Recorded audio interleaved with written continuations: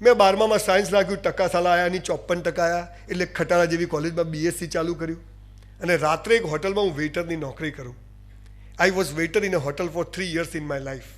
3 વર્ષ હું એક હોટલમાં વેઇટર હતો. કોલેજની કેન્ટીનમાં બેઠો હતો.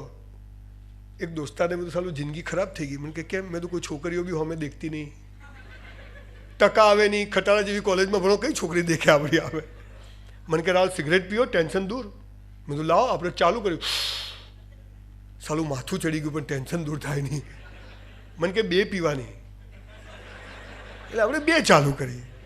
તોય સાલું આમ કંઈ મેળ પડે નહીં. મને કે રાવલ એમ નહીં, 2 હવાર પીવાની ને 2 હોજે પીવાની. હવાર ચડે ને હોજે ઉતરે. એમ કરતાં સાલા હું તો પેકેટ સુધી પહોંચી ગયો. સાલો 400 રૂપિયા વેઇટરનો પગાર, 100-150 રૂપિયા ટીપ મળે, બધું સાલું આમાં જ જાય.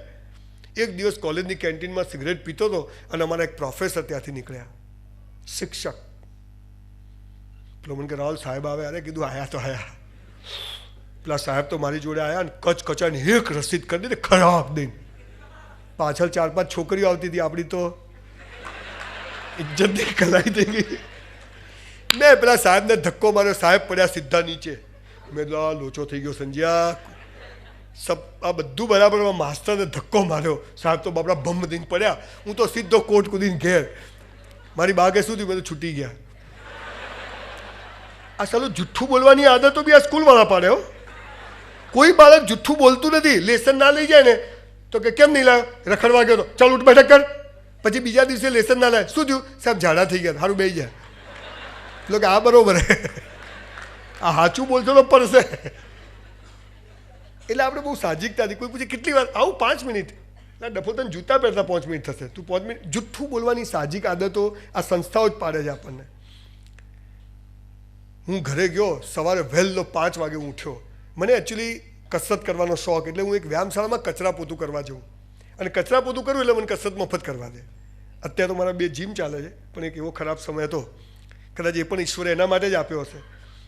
તો એ વ્યાયામશાળામાં કચરા પોતું કરવાને બદલે હું પેલા સાહેબના ઘરે ગયો વહેલો. દરવાજો ખખડાયો, સાહેબે બહાનું ખોલ્યું. શું છે? મેં કીધું સાહેબ સોરી, કાલ તમને ધક્કો માર્યો, અચ્છા લડકા સુધર જા. મેં કીધું યાર છોકરીઓને દેખતા લાફો ના મારવો જોઈએ ને યાર. સબ કુછ કરને કા, ઈગો હર્ટ નહીં કરને કા. પેલા સાહેબે તો પાછી ચાલુ કરી.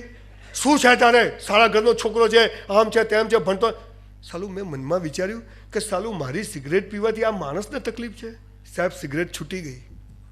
આવા શિક્ષકને પગે લાગવું જોઈએ કે નહીં?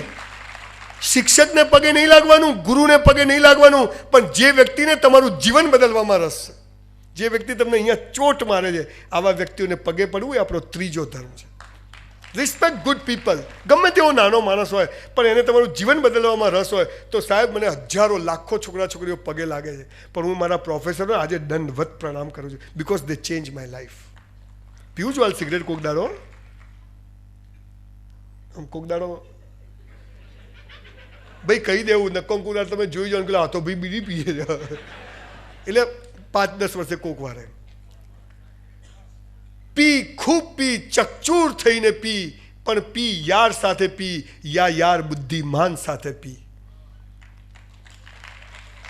હું પાલનપુરી છું. અમારી પાલનપુરી ભાષામાં બધી શાયરીઓ બહુ જબરજસ્ત ઉપરથી ગઈ હશે, પણ આમ આ શાયરી બહુ મજબૂત છે. અમારા પાલનપુરમાં શાયરી બોલે આખું ઓડિયન્સ ઊભું થઈ જાય, વાહ વાહ વાહ વાહ, દુબારા દુબારા.